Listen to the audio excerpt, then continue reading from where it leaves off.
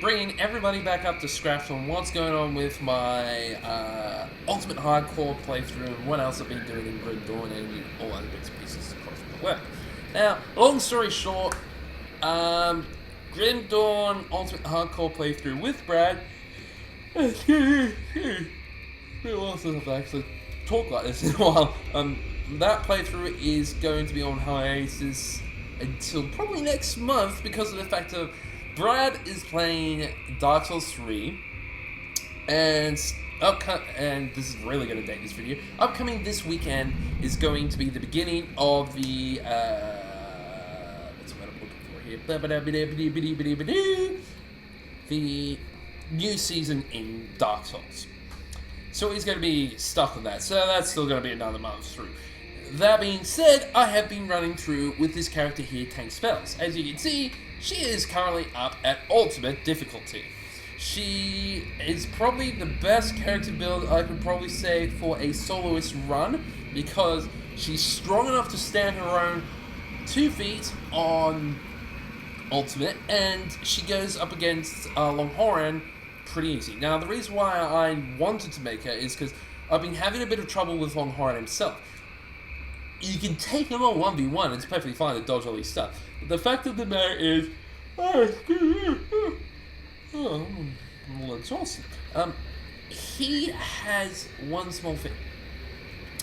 His summons, his ads are just the worst to deal with. So you got to deal with the fact that you've got extra characters and stuff like that to deal with whilst you're taking him on. So that's why I wanted a crowd controlling or a massive wipeout person who can deal with that, as well as take on a boss level character themselves. So let's just quickly jump in and have a look at my big girl here. As you can see, she's level 79, so it's 6 levels off cap. That's good. So how are we looking? So as you can see, she has 3 passives. You got one from Death Chill here, Death Chill Aura. And I have a Chill Aura, I think I get from, I'll get from a Cold Stone attached to my Beacons of Winter Vale. And my third one is Sandra's Elemental Exchange from my skills in the skill tree. Now, I put points in the cadence just for a single straightforward hand attack, but I've also made it so half of the physical damage is converted to elemental damage, so that way, when I actually fire and cause cadence, it's more elemental damage than anything else, which is very good for the build I'm looking for. I also got points in Blitz, so I can run straight into battle, knock them down and everything, and then charge off my secondary abilities. I've got a few extra abilities for tankiness, so Menhir's Will for, oh shit, I've kind of nearly died, and military conditioning to buff up my physique and health. I've got shield tree, that allows for extra physical damage with increased shield block chance and subtracted shield recovery time, and I've also got Overguard to help with defense ability. Now in Arcanus, the way I've played it was I understood the fact that, oh shit, I'm probably going to die, I'm going to lose a lot of money if I don't do something about it, so I've got my points in Issandra's, Iskandra, I should really get that word right, Iskandra's Elemental Exchange, to allow for the fact of increasing energy regeneration, energy leech, and extra elemental damage. I also put points in. Oh, okay. Excuse me, just wet myself up in the middle. In a focus to allow for extra damage in elemental damage, because that's the way I'm playing this character, elemental base. To add for extra tankiness, I put my points into Mirror of Eriotes, if I said that word right, which only lasts 3 seconds, but it's 100% damage absorption. You do not get hurt at all, but 100%, 165% of the damage gets reflected back to them. Great for if you're going up against the heavy hitters who go bang, hit you with one hit and could probably take you down, because that gets reflected straight back onto them. I've also put my points into Alexstra's Flash Freeze and Kalador's Tempest. For this will freeze a whole bunch of enemies and does damage over time, and drops down the fire resistance, which you put in the Kalador's Tempest as well, where you hit the ground, do fire and ether damage, which increased ether damage with Electro's flash freeze. Now also put a point into Wrath of Agrivix because on default this is a spammable ability where you go bang, bang, bang, bang, bang if you don't have a point in this. But if you put a point in this, it increases the damage, adds onto it your main hand damage, and gives a knockdown chance. So if I don't freeze with Electro's flash freeze, I can knock them down with Wrath of Agrivix.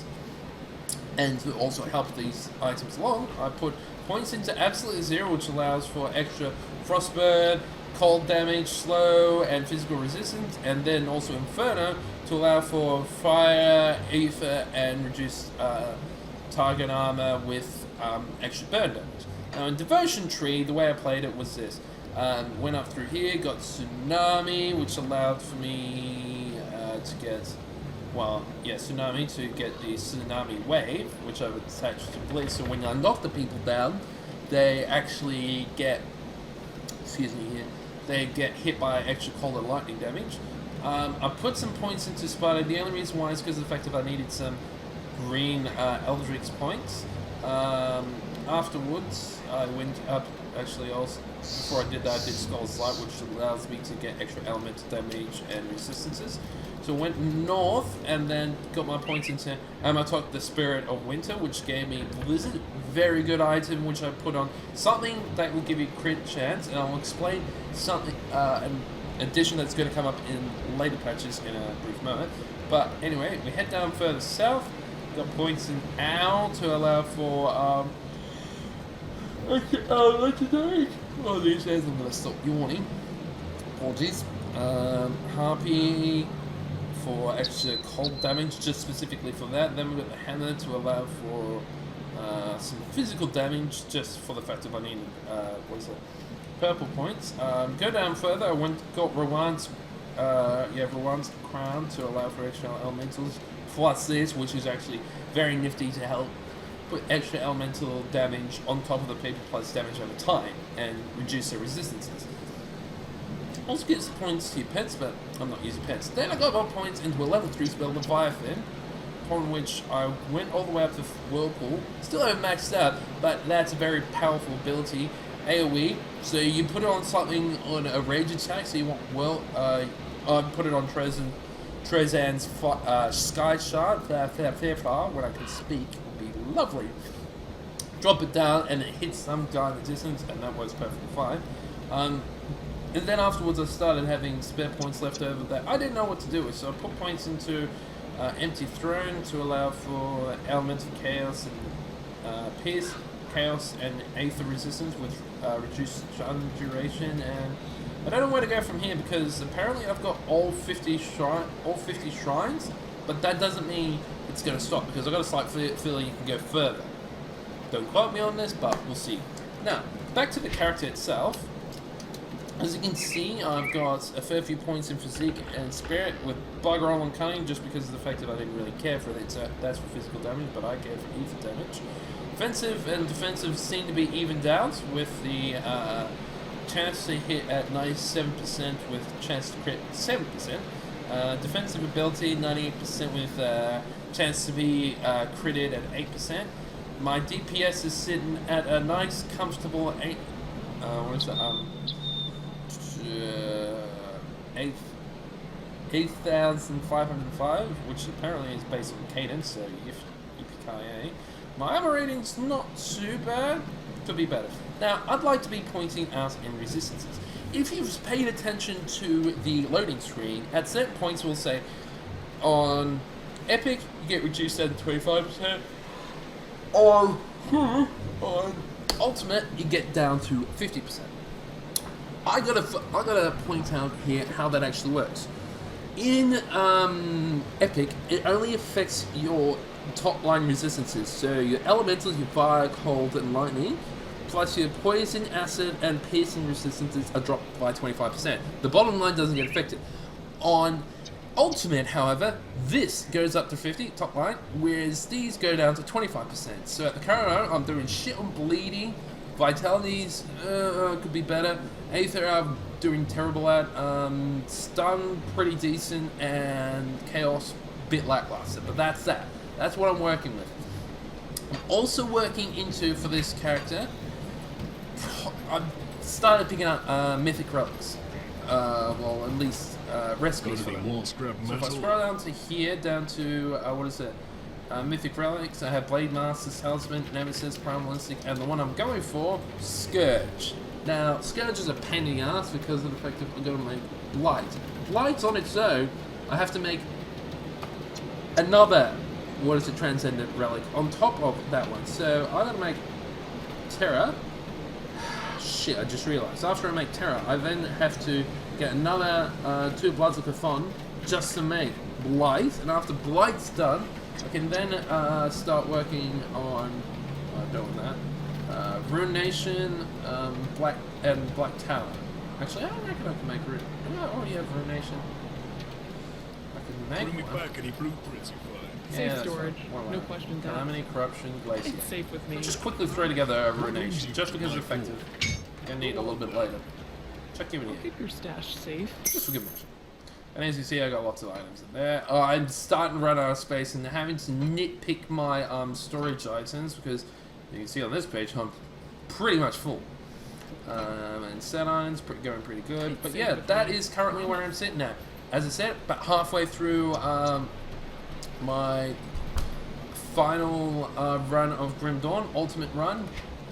How's my factions looking? I got Devil's Crossing Revered, Homestead Revered, Order of Death Vigil Revered, Rovers Revered, Black Legion only at all, and Outcast at Revered. I'm nearly done with Undead at Nemesis status, Ethereals and Chthonians. I am sitting at Nemesis at. The hardest ones is going to be Cronley's Gang and then Carmen's Chosen, because they're only at certain areas. And the best spot, I believe, to farm, the only place you can probably farm Cronley's Gang is up at the Four Hills, and Carmen's Chosen, you have to just pretty much hang around the Blood Grove and up at Fort Harrod. Only those 2 areas I reckon you can probably do it, plus do some extra quests for the Orders of Death Vigil, but that's it. In the meantime, that's that.